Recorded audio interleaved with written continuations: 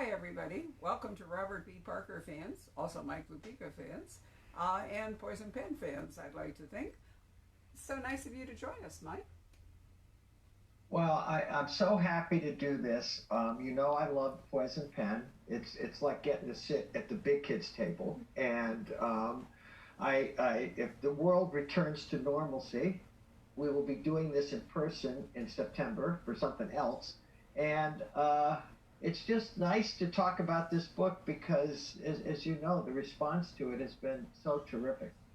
It has been. I would like to explain to our audience that Joe Ide, who was scheduled to do this with us, had a surgical date moved up unexpectedly, and it was sinus surgery. And his email today to me said that when he talks, he bleeds. And so we didn't think that that would be a welcome addition to our program. So we're hoping that next time we talk to Mike, either virtually or in person, that Joe will join us. But sadly, he's not here tonight. So as you said, Michael, you're just going to have to make do with me. I said it's you and me, kid, but we've done this before, and we'll have some fun tonight. We will have some fun tonight. So this is your second Sunny Randall book. You were here for the first one. I have to say that I really like the humor in your books. I think that Parker could be really funny. And I always loved his patter, particularly with Hawk and Spencer. And I thought you brought some really great elements into this novel. Are you a naturally funny guy, or did you have to work at it?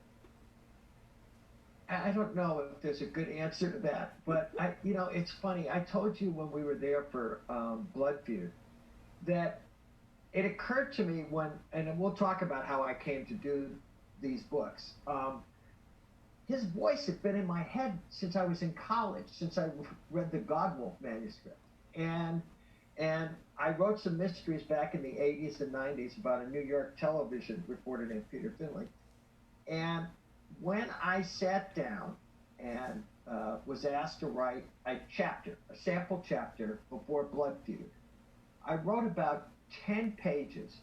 And the minute Sunny and her pal Spike started talking, I felt like I was halfway into the book. And those 8 or 10 pages that I wrote from Vermont one morning really did become the first chapter of Blood Feud, and away we went. One of the things I especially liked, for those of you who are Spencer rather than Sunny readers, and you shouldn't be, but if you are, Sunny's psychiatrist is a woman named Susan, who's incredibly elegant, usually in muted shades of gray and black. And I loved it. I loved it when Sunny sat down and wondered what kind of man Susan Silverman would hook up with. It was just a great moment in the book. Not, you didn't hit it over the head, you didn't belabor it, but it was such a great way of kind of just hooking Spencer in just a little. Just a little, and if people haven't read Grudge Match, there's some other favorites who kind of show up, and I think honor the way Bob was going with Sonny when he died, and I don't know if this is a spoiler alert, Barbara, but Jesse Stone and Molly make an appearance too, and we have a really fun couple of chapters in the book where she's chasing somebody and chases her up to Paradise, Massachusetts. Well, yeah, Sunny and Jesse actually had some time together when Bob was writing Sunny. In fact, I remember asking him when he was here if he had planned on Sunny and Jesse hooking up, and Bob kind of went, no. But who knows? He definitely had a relationship with them, and in many ways they're similar. But it's a constant Parker trope to have this kind of distance, on again, off again relationship between a man and a woman in the book. Jesse's had his ex-wife, and then, other people. Sunny has got Richie forever. Spencer and Susan are now in Ace's universe, very happily settled. But there were certainly some very awkward times between them when Bob was writing them. 3 books in particular where Susan was gone, and everybody wondered how all that would work out. So I think that you are certainly sticking to Bob's imagination for these characters. Well, it's funny. Joe Ide just finished reading Grudge Match, and he loved Tony Marcus, who is all over the Spencer books. And Barbara, you can tell he was in Blood Feud a lot, but he's in Grudge Match a lot, and he's a dream character. He's a dream guy to write, and his troopers are good guys to write, and you see them right from the first scene. And so, yeah, I mean, these people, I feel like I know them. I mean, I've read all of his books 2 or 3 times. It was funny because I think we talked about this when I was at the store when the first Sunny came out. I had listened to Kate Burton's audiobook of, I forget which one of the Sunny Randalls on the way up. And that's when I got to Vermont. My daughter rides, and I was up there watching her ride. I innocently called Esther Newberg, my agent, and I said, how come the Westerns got continued, Spencer obviously got continued, and Jesse got continued, and Sunny didn't? And she said, I'll find out. And she called me back, and she said, I talked to Ivan Held, who's my big boss now, and said, he wants you to write a sample chapter. And I said, no. I wasn't looking for more to do. I was just curious. And she said, write the chapter. And the minute I did, and having known Bob from the time I was, I don't know, in my late 20s, it was one of the most exciting things that ever happened to me in a career where I've written about 40 novels, because he was my favorite. I just loved reading those books. And before I knew it, I was in what Ace calls the Parker sphere. And it's not a bad place to be. It's not a bad place to be. No, it's not at all. Around here, since we were Clive Cussler's home bookstore for so long before we lost him, we call it the Cusslerverse. But I do think that that's a very good term that Ace has coined there. The Parker sphere works equally well. In fact, you're expanding the Parker sphere because you're going to write a Jesse Stone novel. You have written, presumably, coming out in September, and so it'll be interesting to see. Are you developing a different, because they are different a little bit, different voices? I mean, Sunny's a woman, Yes. Jesse's a guy. That's the obvious part. But their voices have to be differentiated, or it's just going to sound like the same thing. Yeah, I feel it is. And one of the things I really have had fun with in the first Jesse is Molly's in it a lot. I wanted to, she's such a great character. She's such a strong women's voice in all of those books. So she has a lot more police work to do in this book. And Sunny's going to show up too. They call themselves the Thelma and Louise, but good guys, Thelma and Louise, and they got a little buddy thing going on in this book. But yeah, because there's still darkness to Jesse. You know, he's gotten sober, but he's I think Molly in this book calls him the alonest man she's ever met, and he kind of is. He's extremely interior. But there's some fun too. There's some fun between Jesse and Molly. Suit obviously has always been a great character, and another guy that I can't resist sticking in these books is Vinnie Morris, because I just love Vinnie Morris. So the repertory theater of Robert B. Parker, my old friend, is very much intact in Fool's Paradise, which will be out in September. Well, I'm delighted to hear that, because in fact it is all those characters that make it so much fun. Remember the book that Spencer he wrote where he brings 7 of his gunslingers, so to speak, all to Arizona? Oh, Pot Shot! Out to you! Yep, it was wonderful. We did a great event with Bob, and it was inspired in part because he wrote that book about the OK Corral. Why can't Gunfight at the OK Corral. Yeah, but he was here researching the book about the Wyatt, it was really a book about Wyatt's second wife, Jessie. But anyway, I think that inspired him to write Pot Shot, or maybe it was the other way around, but I think it was the Earth first and then the Pot Shot. And it was such a wonderful play, on the Seven Samurai and all the rest of it. But it was great that he was able to bring these multiple characters that he had created into one book. Living in one house, taking down the Dell.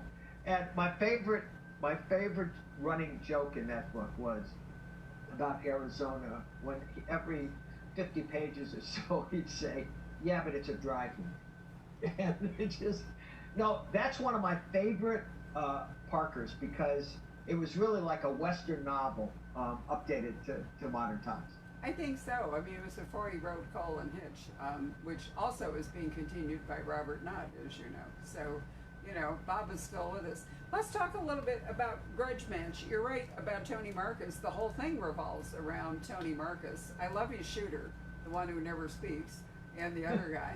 Hi, Bob. Yep. But, in a way, I felt a little sad because, like, Joe Braz is gone. I mean, some of the characters have necessarily been brushed off the stage. Did you decide that, or did Bob? I can't remember. No, Bob. The aging gangsters, some of them disappeared from the stage.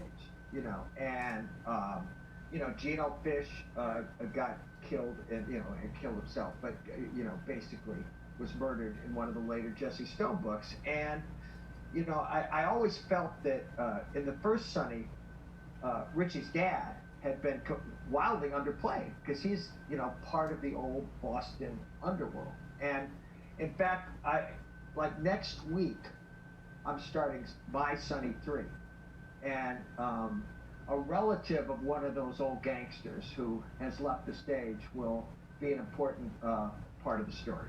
You brought Whitey Bulger into this book, if I remember right. It's, of course, kind of hard to avoid him if you're talking about old gangsters from Boston. No, I actually researched the Boston mob, and because Desmond Burke and Felix Burke would have been of that generation. And so, yeah, all of the historical gangster, mobster lore, especially with the Irish mob, came out of the research that I did just to give it some sort of, historical context. Because Desmond and Felix in my first Sonny, obviously were completely central to the events of the book. So are you completely comfortable with the tensions between Sonny and Richie? That's, been a key factor in all of the Sunny Randalls. Oh yeah, and obviously in the upcoming Jesse, those tensions will be accelerated because she and Richie can never quite get it together. As much as I like the character of Richie Burke, I don't know about you, but I never thought he was her equal. Jesse, to me, was more her equal, and I think the last Jesse that Bob wrote was Split Image. And Sonny and Jesse were pretty together in that book because Richie's second wife had had a child, and Sonny looked at that point as that being the end of her relationship, except now the little boy comes back with the ex-wife, and that's, to me, an extremely important, side. It's not even a side narrative. I mean, her relationship with the little boy is extremely important to the plot in this book. I don't know that I agree with you that Richie wasn't really up to Sonny. I think it was Sonny has an interesting moral code. Every one of Parker's characters has a moral code, right?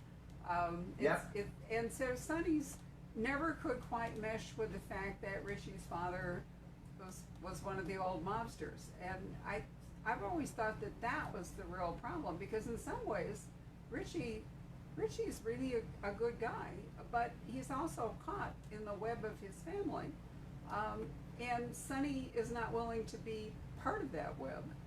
And in this book, I think you do a great job. I thought it was very interesting, because this is the opener. No spoiler here, because this is how it starts.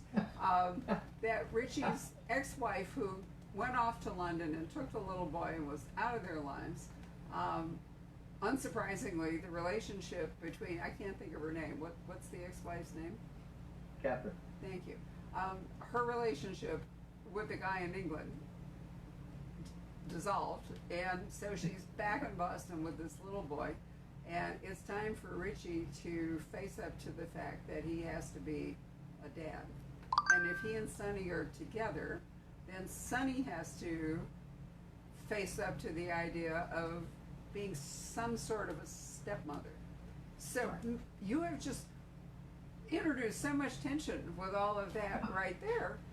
But I see, I don't think it's Richie that's causing the problem.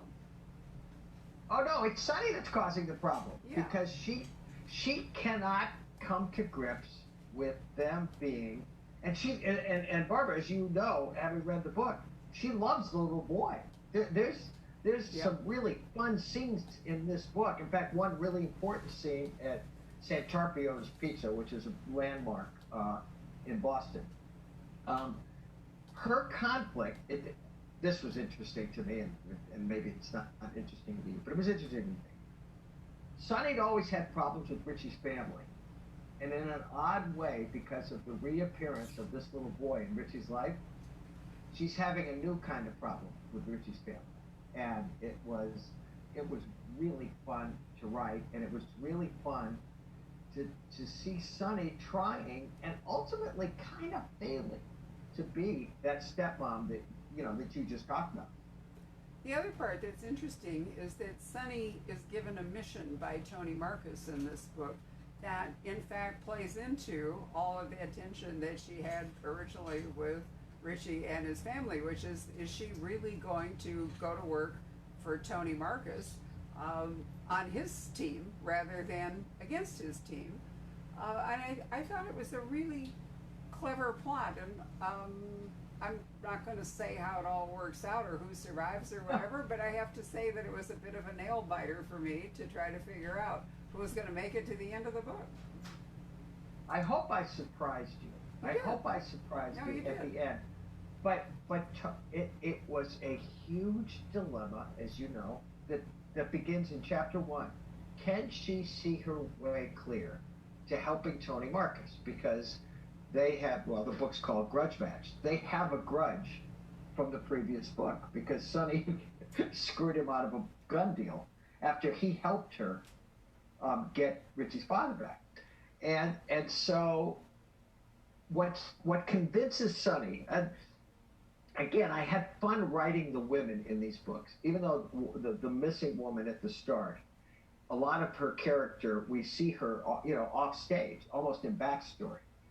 But what fascinates Sonny about Lisa Morneau, who was Tony's girlfriend and business associate, was that somehow in Tony's extremely screwed up gangster world, she was a strong woman who had established a position of power. And this fascinates Sonny, and ultimately, she starts to think she's not working for Tony Marcus trying to find her. In her mind, she's working for this woman because she wants to know if she's still alive, and if she is still alive, how she can help her. And that's how, I don't know if she's successful, but that's how Sonny rationalizes that. Well, she does have to rationalize it because basically she takes this job for Tony Marcus under pressure. He points out that they did the gun deal. It was a handshake deal. And then she screwed him over, by, I think it was the FBI, right? The FBI or DEA or somebody winds up with the guns. And so Tony basically says, do this for me and I'll erase that, but otherwise I'm coming after you. And so she takes the job under what really is kind of a threat, even if she doesn't want to do it. But as you say, ends up playing that traditional private eye role of being a paladin of a knight for a character, but it turns out not to be Tony, but rather for the missing Lisa. Yeah, and for a lot of that time, it's for a woman that she's actually had absolutely no contact with and thinks may be dead. And fortunately, Barbara, as you know, nobody will ever be Hawk, okay? But she does have maybe the second greatest wingman in the world in Spike. And Spike, that relationship, I just love it. I just love it to death. And, what I always found with Bob's books was there was always a great story going on. And sometimes there wasn't any big surprise at the end. There wasn't like a big aha moment. But boy, you better want to spend 300 pages or whatever it was with these characters. And the feedback that I'm getting on Grudge Match is, everybody talks about Sonny and Spike. Everybody talks about Sonny and Spike, and he is loyal, he is fearless, and he's funny as hell. I mean, the first exchange I ever wrote between Sonny and Spike was in chapter one of Blood Feud. And Sonny says to Spike, "Do you think I'm getting older?" And he says, "This is some kind of trap." And she says, "No, the UPS kid mammed me the other day." And Spike says, "I assume you shot him." And from that moment on, I wanted to be in the room with those two characters. Well, of course you do. I think they're absolutely great. I also think it's incredibly useful for a woman who can't straighten her own romantic life to have a gay buddy. So, I mean, let's be real here. You know, it would be much more complicated if there was any sex in their relationship, but you set them up so that they can be best buddies and carry on their separate personal lives while having each other's backs, and that's a great act to follow. Spike is going to be central to. There's going to be two stories going on in the Sunny that I'm going to start next week, and Spike will be central to both of them in a story, a very hopeful story this way. It's going to be post-pandemic. I mean, I'm not writing a virus book. It's going to be after that, but something has happened to Spike during this that it informs what's going to happen in this book. So you have come to this. Bob has been gone since, when was it, 2011, I think. 2011. And then his wife died maybe, 3 years ago, something like that? So Yeah. a lot of times when people are writing in someone else's universe, so to speak, whether it's the Parker sphere or whatever, there's still family to consider. Did Bob's two sons, of whom he was so proud, did they have any role in all of this, or are you largely on your own? No, David's been particularly complimentary and really nice to deal with. By the way, I'm just going to lean back for 1 second. Can you see that? Oh, that's there he is. Yep. That is always on my writing table. He just liked old baseball hats. I don't think he had any particular allegiance to the Pittsburgh Pirates, but he'd wear Brooklyn Dodgers caps and old Boston Braves caps. And I think I told you this when I was there. We ran into each other in Washington, D.C. one time when we were both on book tours.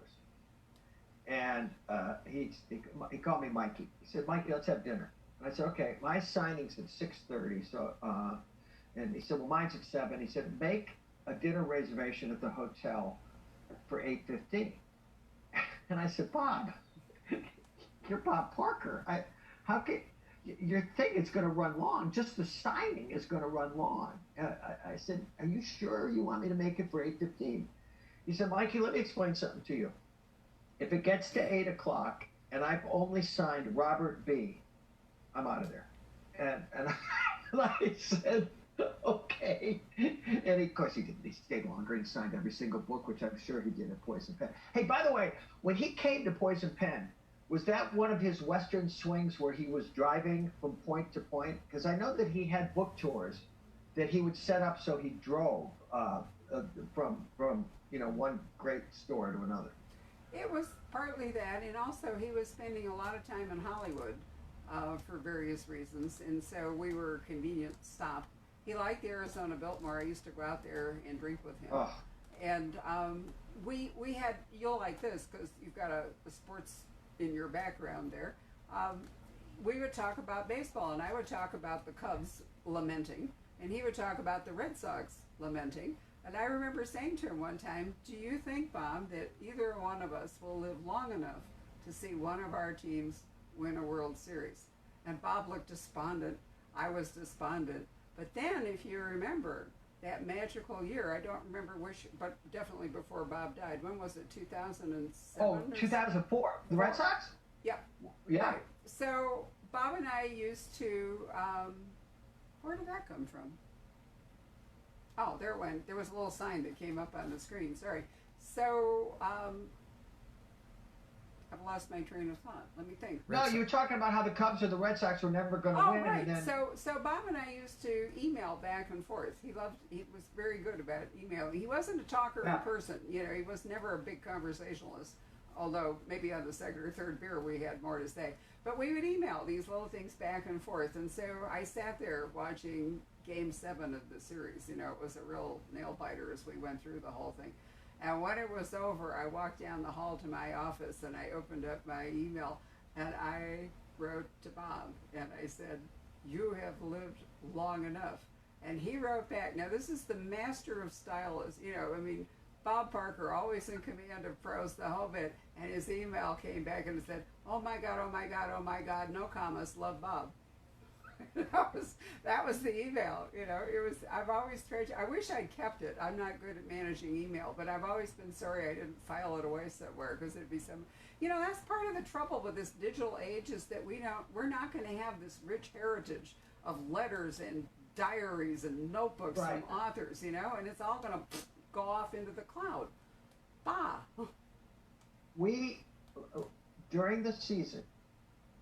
When he passed away, I went into my email and found out probably 90% of the emails we ever exchanged across the years of our friendship were about baseball.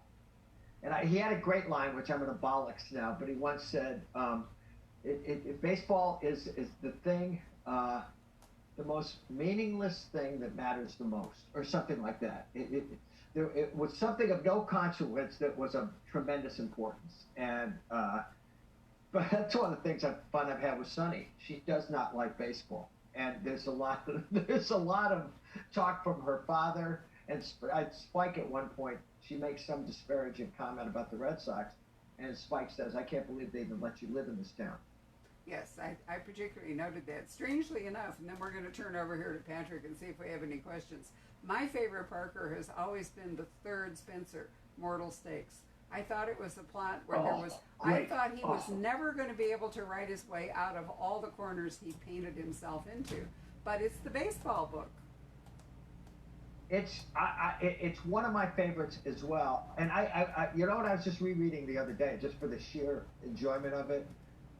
Cold Service might be my favorite Spencer of all time, where Hawk nearly gets killed by the mob, I think the Ukrainian mob, and Marshport turns into an Old West shootout, and I love you see the friendship and the character of the friendship between Hawk and Spencer so clearly in that book, as Spencer basically nurses him back to health the way that Hawk did the same for him after the Gray Man shot him in an earlier book. Yeah. Patrick, do we have questions? Yeah. All right, Patrick's going to untangle himself from his chair and come over here and ask you a question or two.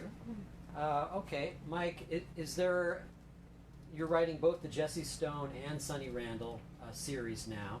Is it difficult to kind of go back and forth between the two of them, and is either one harder than the other to get the voice? Oh, yeah, no, that's a great question, Patrick. I'm never working on two at the same time. I had some distance between when I finished Grudge Match and when I started Jesse, and it was the same thing with Jesse, Patrick, that it's Sunny. I wrote a chapter, and I felt like I got into his skin a little bit. And again, this Jesse will be a little more, it's not as dark as some of the others have been, and that's fine. But the relationship between Jesse and Molly was an easy one to write. And the dialogue in Jesse, for me, was a lot more terse, not always serious. They've always had a playful relationship, but when you read Fool's Paradise, you'll see the thing that the great, my dear friend Elmore Leonard used to talk about. There's a lot of white space on the page. He always talked about he liked pages where you saw white space because, as he said in the rules of writing, nobody ever skips dialogue. And in the spirit of leave out the parts that readers tend to skip. Yes. Right. Was that a fan question, Patrick? Or your question? That was my question. That was Patrick's question. Okay, I just do wanted have- to give him credit here. I do have a fan question.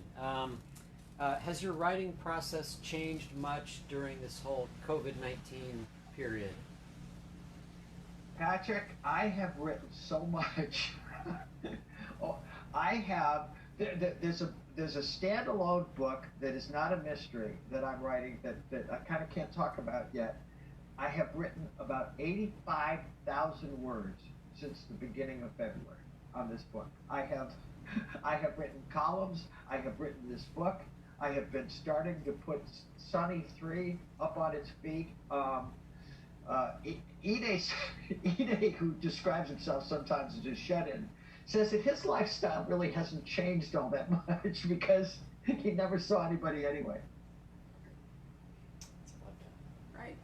One of the things that I've about differentiated the Jessies, Bob had a little freer hand with sex in the Jesse Stones. They could get kind of down and dirty a bit, in a way that he really didn't do in his other books. Do you think that was just a different aspect of his character, or was he trying to differentiate? Why are we trying to psychoanalyze Bob? But still, it's an interesting question.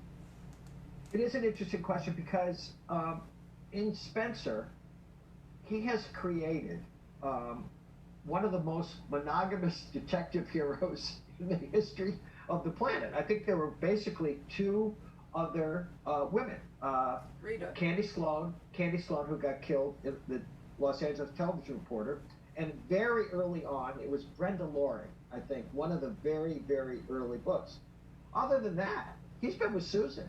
I mean, they're the most married couple in America who's not married. And yeah, Jesse, there were books where Jesse, how do we put this, Barbara, had multiple liaisons, and happily. I mean, he and Sonny once got frisky in a changing room at a Beverly Hills boutique, which they've talked about ever since. I always thought that it was just a side of Bob that he unleashed a little bit with Jesse that he didn't. And maybe part of that is a reader expectation, that readers wanted and expected certain things from Spencer, that to do that would have violated that and maybe annoyed people, so that by writing Jesse he had a different way of expressing himself without annoying the Spencer readers. Yeah, and I'll tell you something. I was very happy when Jesse finally gave up on Jen and she went hauled off and married somebody else, because that I really thought had run its course. And I really believe, and I hope I can continue to show this in books coming forward, the Richie, Jesse, Sonny thing can be really just an interesting triangle going forward, because he had clearly in at least one book, and maybe more, at least two books, and maybe more than that, gotten interested in Jesse being interested in Sonny, and Sonny being interested in Jesse. Well, yes. Now, as I said to you earlier, I asked him about that, and he was non-committal, but I think that was definitely true. At the time when I asked him that, I had wondered if he found that writing a Sonny on top of the others was just too much, and he was just working towards merging them, rather than continuing them as his health kind of went downhill, because, it did go downhill for quite a Yes, while it did. before he died. And so I had thought that maybe that was his way of lessening his workload without actually just dumping a character. I love that character from the start, and we all know the mythology of Sunny Randall. I mean, he originally came up with this character because Helen Hunt, was looking for someone like this to play, either in a movie or a TV series, and then that never happened. But then Bob liked the character, and surrounded her with interesting people. Lee Farrell, the cop, Bill Randall, her dad, and then I don't remember if Spike was in the first Sonny, but boy, when he came along, it was just like a rocket to the moon, because I could tell that Bob knew he had something.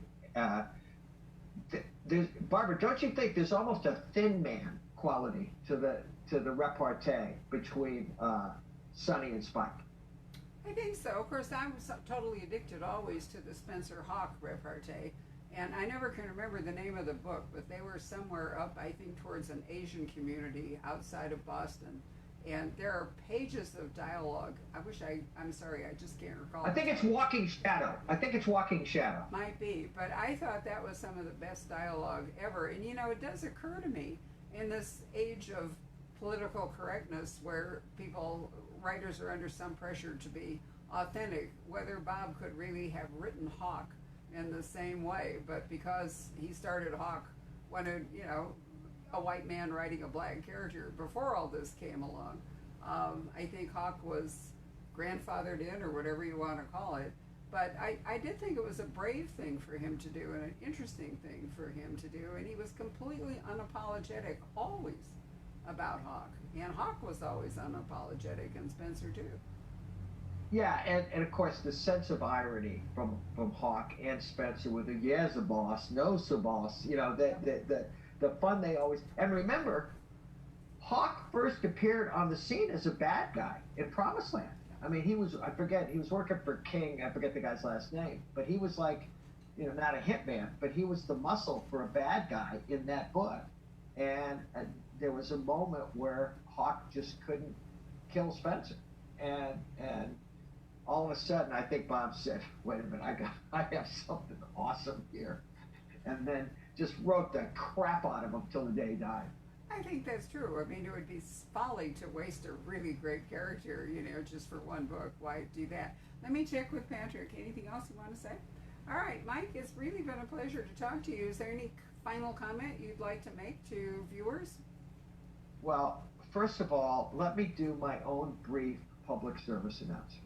Okay. And it's not like I have to tell people to support the Poison Pen, but the Poison Pen is one of the capitals of this kind of book. I was so thrilled when my first Sunny came out that I was invited on my tour to be there. And when I tell you, you know me, you've known me a long time. I'm not saying this in any sort of pejorative or patronizing way. Okay, this is one of the coolest places on the planet dealing with this kind of book that we all love. Okay, so anybody who wants to buy my book or any book like this in what we call crime literature, buy it from Barbara, buy it from Patrick, because stores like this are like points of light on the literary map. Okay, they are the rock solid foundation of what we all do. And so again, to support my books, I'm honored at the reception I've gotten from writing these books. I mean, I'm not a big one to read reviews, but every single review of these books has been great. And listen, let's be honest about E-Day, okay, Barbara?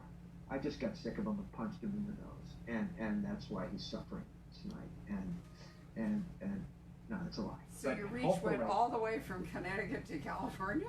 Well, okay. I realized that if I were writing this, yes, Barbara, there's some holes in the story, okay? But when he gets better and we can all travel again, I hope we are sitting in that store the second week of September talking about Jesse Stone, because we will have a ball. And so, hey, kiddo, thank you so much for having me tonight. It's really been a pleasure, and I forgot to do my commercial moment, but I'm going to do it right now. We have Grudge Match over here, which we have shipped to Mike, and he has kindly autographed. Have you gotten them yet, or where are they? Oh, you have them? No, you've already sent them back? Oh, I sent them, I sent it when the book came out May 12th. I think you had 3 boxes. I'm out here on Long Island now, in the house. And I shipped them back, and I got a confirmation. Are they not? Oh my God, are they not there? I don't know. I will go look. For all I know, these sitting right here are in fact books from you. Well, we'll straighten this out for those of you watching it, because obviously there's a moment of confusion here. But in theory, and soon in practice, if not immediately, we will have autographed copies of Grudge Match for you. And however it goes in September, we will also have the new Jesse Stone signed by your very hand, right? Yes, and let me say this about E-Day from the heart before I go. Okay. There's nobody more talented than he is. He has turned crime novels into literature. And to paraphrase a line from an old LA writer named Raymond Chandler, my pal Joe writes so good he'd make a bishop kick a hole in a church window. Oh, I really like that. Great quote. Well, we're very fond of Joe too, and we're thrilled that he's been here for all of his books. So we're looking forward to seeing him again, and we're looking forward to seeing you. Thank you, Bob. Bye. Bye bye.